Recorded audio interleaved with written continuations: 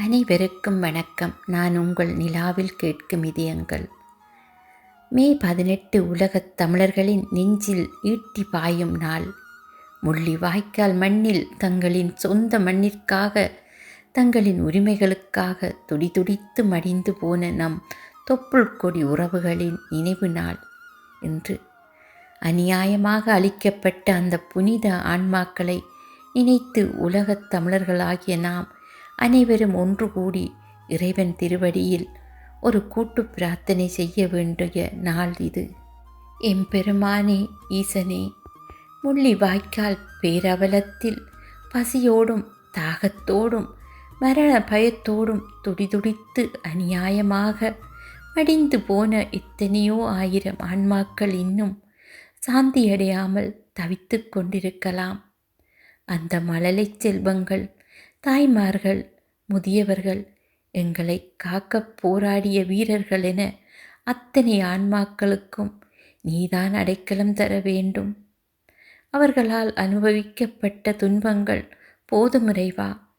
எங்களால் அவர்களுக்கு எந்த நன்மையும் செய்ய முடியாமல் போய்விட்டது.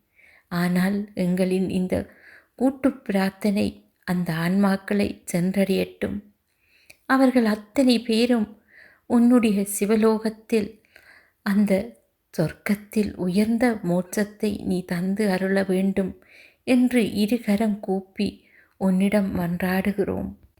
அன்பானவர்களே, எத்தனையோ வருடங்கள் கடந்தாலும் இந்த வலி நம்மை விட்டு போகாது.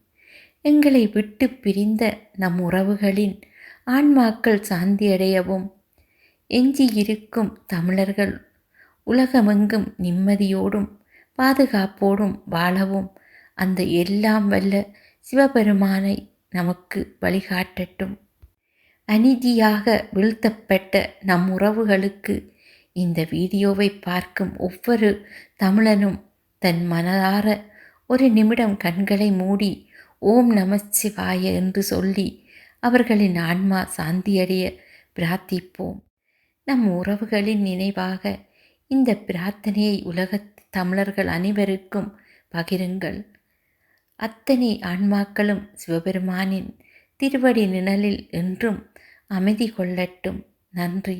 ஓம் சாந்தி, ஓம் சாந்தி, ஓம் சாந்தி.